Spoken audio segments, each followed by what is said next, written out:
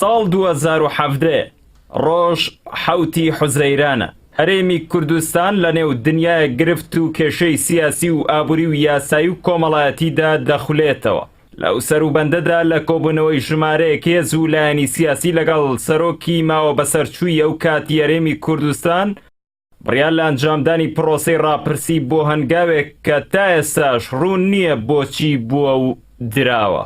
گەورەترین گرفتەکانی ئەو کاتی هەرێمی کوردستان داخستنی پەرلەمانی کوردستان بوو کە بووە لەکەیەک بە ئەزموون و بانگەشەی دیموکراسی هەرێمی کوردستانەوە، جگەلەوەی نیشانەی پرسیاری لەسەر تەواوی هەنگاو و بڕیارەکانی دامەزراوەکانی دیکە دادەنا.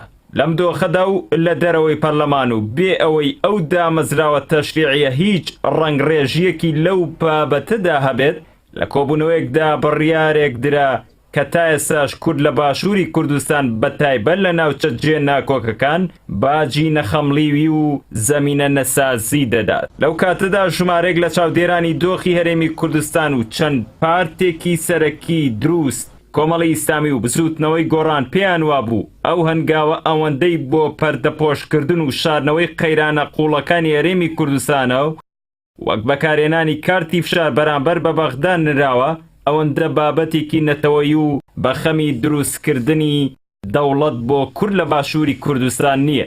دواتریش کە ئەنجامی ڕاپرسیەکە دەرکەوت، ئەو بۆچوونە لە ڕاستیەوە نزیکتر دەرکەوت. نایارانی ئەنجامدانی ڕاپرسی دەیانگوت هەرێمی کوردستان لە نزیک بە 3 دەی ڕابردووی دوای ڕاپەڕی نەیتوانیوە لە هیچ ڕوویەکەوە بەتایبەت لە ڕووی بەدامەزراوەیکردن و ژێرخانی ئابووری و سەقامگیری سیاسی و قوڵکردنەوەی فەرەنگی دەستا و دەستکردنی دەسەڵات و دیاریکردنی جۆری بەڕێوەبردننی حکمەوە نەیتوانیوە هاوڵاتیان و دۆستەکانی دڵنیا بکاتەوە. هەرێمێک بەو حاڵەوە بەرەو ریفراندۆم بۆ سەربەخۆی بڕوە دەرەنجامەکەی باش ناهێنێت. وەک بڕیار بوو لە 25 ئەیلولی هەمان ساڵی 2017 پرۆسەی ڕاپرسی بۆ سەربەخۆی بەڕێوە چوو. هەر ڕۆژێک لە دوای پرۆسەکە بەرپرسانی باڵای هەرێمی کوردستان لە بری کارکردن بۆ ئەنجامی ڕاپرسی و بەدیێنانی بەڵێنەکانیان و وەک خۆیان دانگوت دروستکردنی پەرژینێک بۆ پاراستن داوایان لە بەغدا کرد دەرگای گفتوگۆ دانەخات و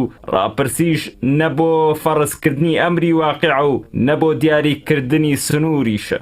هێشتا کەمتر لە مانگێک بەسەر ئەنجامدانی ڕاپرسی تێنەپەڕی بوو لە ئەنجامی ڕێکەوتنی سیاسی یاخود خیانەتی نیشتیمانی هەر کامیان بێت، یەکێتی و پارتی وەک دوو هێزی بڕیاردەر و بەشدار لە ڕاپرسی نیوەی خاکی باشووری کوردستانیان کە خۆی لە کەرکووک و ناوچە جێ ناکۆکەکان دەبینێتەوە لە بەردەم هێزی حکومەتی عێراقیدا چۆڵ کرد.